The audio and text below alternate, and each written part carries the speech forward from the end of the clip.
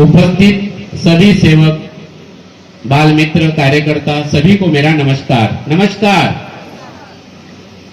बहुत बड़ी भाग्य की बात होती है कि ऐसा सत्संग मिलना, ऐसी चर्चा बैठक मिलना, बार बार मिलना। और बाबा जुमदेव जी कहते हैं कि जीवन का उद्देश्य वही है, इस जीवन का उद्देश्य ही वही है, आनंद की प्राप्ति। और आनंद ये अंदर है और संसार में सुख और दुख है। बाबा कहते हैं कि धरती पे हम फांसा लेकर आए, बोले सबके गले में फांसा लेकर आए, बोले जन्म ही मनुष्य जन्म ही फांसा लेकर आया, बोले।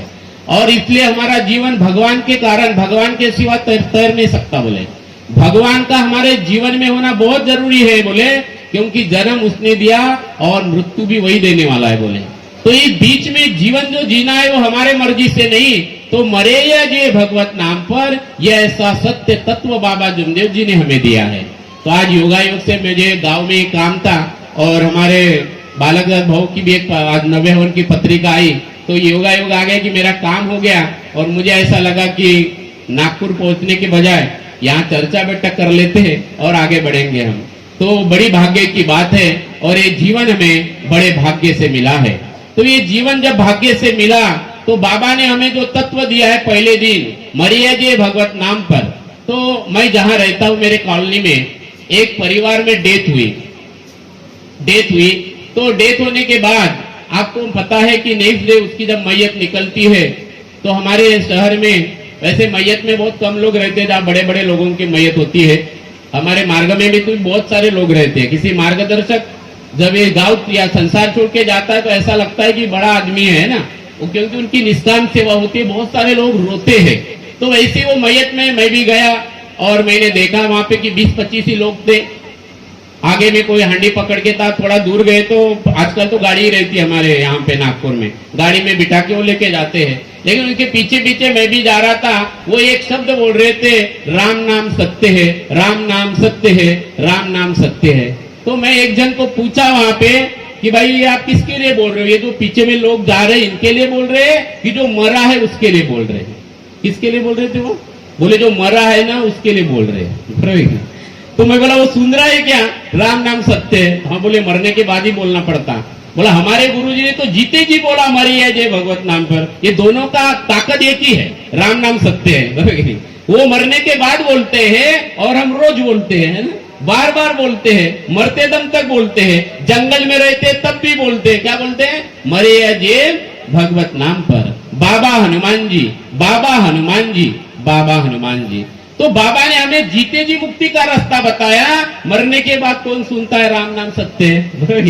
क्या पता हो मरे हुए बाद ये पहले ही बता जाए उसको, पहले अगर बता जाए राम नाम सत्य है, तो मुझे लगता है बाबा कहते हैं कि अगर आज हमने औरों को शांति दिया, बोले, तो अंतिम समय हमें भगवान शांति देगा, बोले। बरोबर।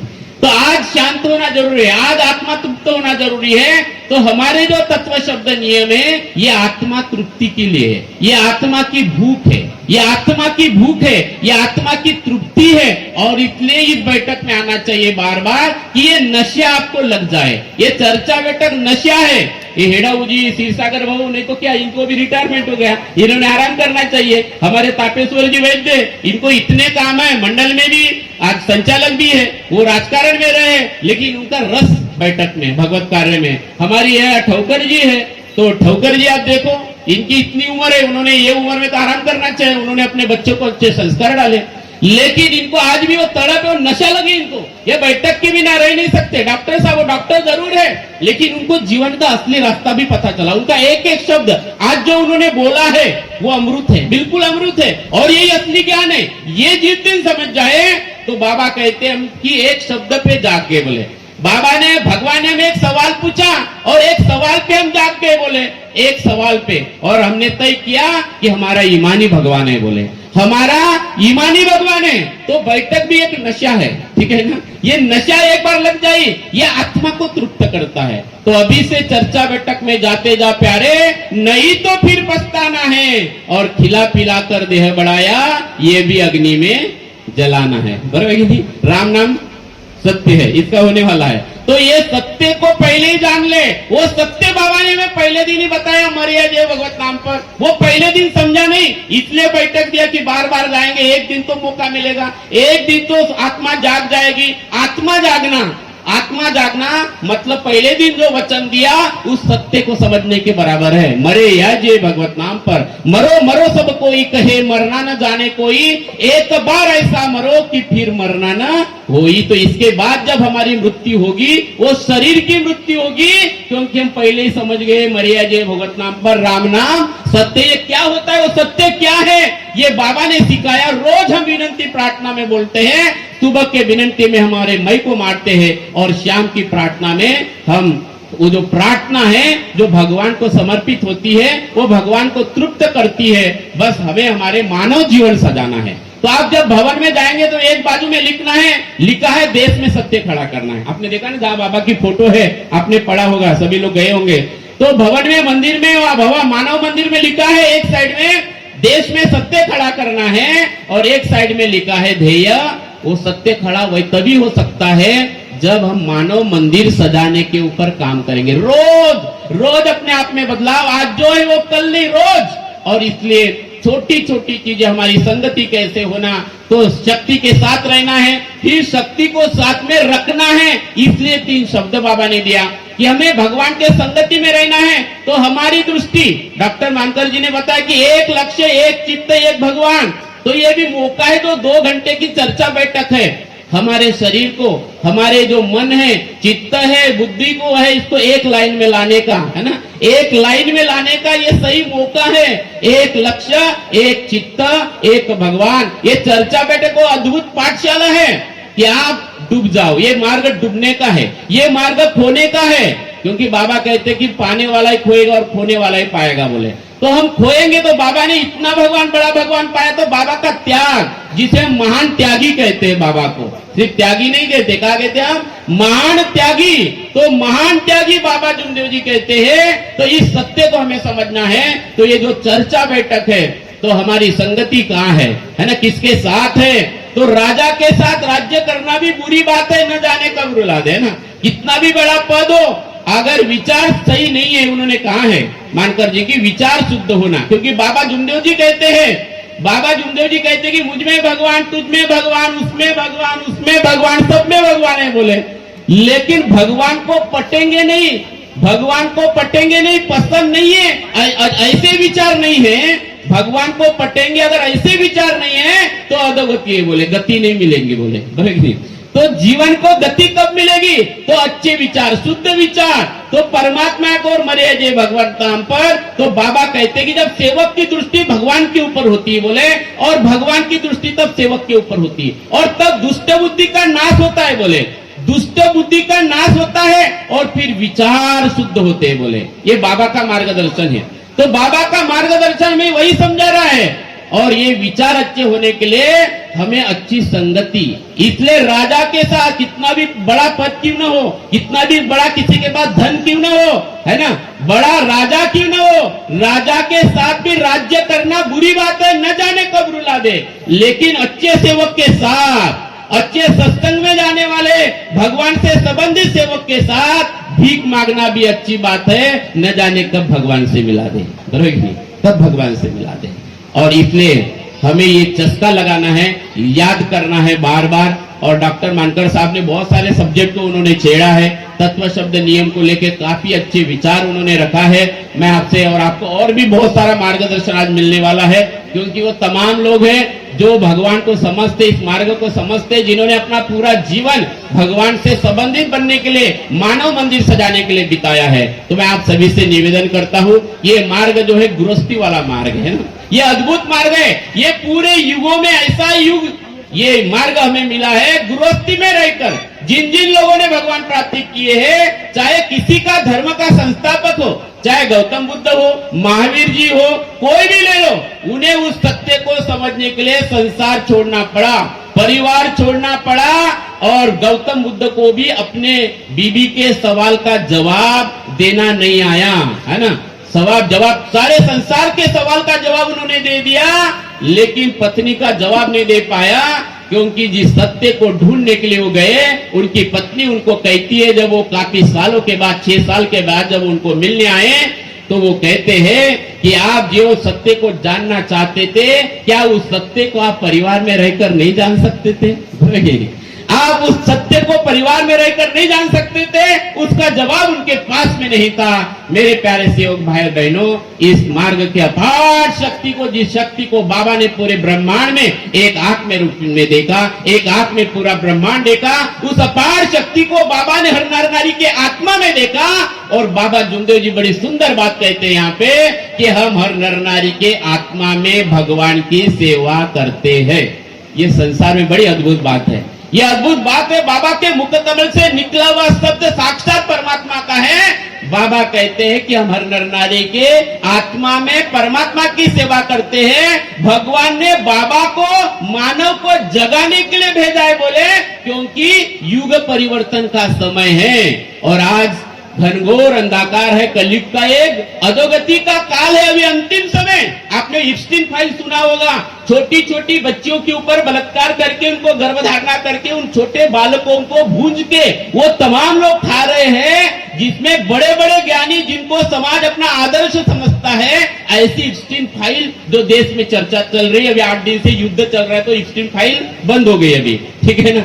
दुनिया में बड़ा ये चल रहा है, युद्ध चल रहा है, घनघोर कलयुग का ये अंधेरा है। और इस घनघोर अंधेरे में भगवान ने बाबा को भेजा है कि आज इस खापा गांव में हम उस परमात्मा के गुणगान कर रहे हैं, जहां बुरे व्यसनों से मुक्त समाज बाबा ने बनाया है ना। और सत्य में राधा प्रेम कायम करने वाले, बुरे व्यसन बंद करने वाले मानव धर्म का बाबा ने जय जयकार बताया है। ये कितनी बड़ी भाग्य की बात है। तो हमें समझना है कि बाबा काय के लिए आए। ये हमारे दुख तो सिर्फ निमित्त मात्र है, लेकिन बाबा कहते हैं कि इस मार्ग का सेवक, ये मानव धर्म का सेवक, सत्य युग निर्माण करने का सेवक दूत बनना है। अभी सेवक दूत ऐसे 90 कितने सारे भगवान अपना कार्य कर रहा है। अभी इस लाइन में, इस दौरे में, इस योग में हमें सिर्फ साथ देना है और बाबा की खुशी इसी में है। इसलिए नजदीक धोप गांव है, बाबा धोप गांव में कहते हैं कि हमें सत्यमेव प्रेम चाहिए, बोले है ना। बाबा मार्गदर्शन करते करते अचानक रो पड़ते हैं और रोने के रोते रोते बाबा कहते हैं, जब सेवक भी रो रहे हैं तब बाबा कहते हैं कि बाबा नहीं रो रहा है, भगवान रो रहा है, भगवान को सत्य मर्यादा प्रेम की भीख दो। कौन रोहा? ये संसार में पूरे युगों युगों में अभी तक मैंने कभी नहीं सुना कि भगवान रोया। भगवान जब किसी मानव ने ज्यादा किया तो भगवान जन्म लेता। चाहे वो हिरण्यकश्यप को अपने जैसे होली मनाया, हिरण्यकश्यप ने तपस्या किया और अहंकार में गया और उन्होंने ऐसा वरदान मांगा भगवान से और भगवान ने ऐसा उसको वरदान दिया। कौन सा वरदान? कि तू न ऊपर मरेगा, बोले तू न नीचे मरेगा, तू न अंदर मरेगा न तू बाहर मरेगा, तू न अस्त्र से मरेगा न शस्त्र से मरेगा, तू न दिन को मरेगा न रात को मरेगा। इतना बड़ा वचन दिया, बरोबर कि नहीं? तब भी भगवान ने उसके लिए जन्म लिया, है ना। भगवान ने जन्म लिया और उसका अंत हुआ, बराबर कि नहीं? ऐसे ऐसा बड़ी राजा, उसको इतना अहंकार हो गया था, है ना। और भगवान ने वामन अवतार लिया, उसको मांगा, 3 कदम जगह मांगा। और बाबा ने क्या मांगा हमसे?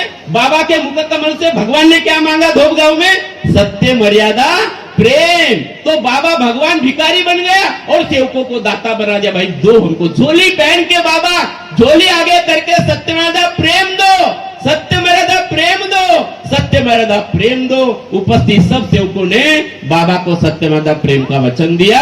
मेरे प्यारे सेवक भाइयों, तो हमारी डिग्री सत्य मर्यादा प्रेम में होना चाहिए। हमें वेद पुराण से क्या, हमें सत्य मर्यादा प्रेम का पाठ पढ़ा दे कोई, अरे हमें मंदिर मस्जिद जाना नहीं, हमें सत्य मर्यादा प्रेम का रंग चखा दे कोई। इतना वो सत्य भगवान बाबा ने हमारे जीवन में खड़ा किया, हमें समझना है। तो मेरे प्यारे सेवक भाई बहनों, आप सभी से मैं निवेदन करूंगा कि सत्य मर्यादा प्रेम 4 तत्व और 5 नियम हमारे सुरक्षा कवच है ना।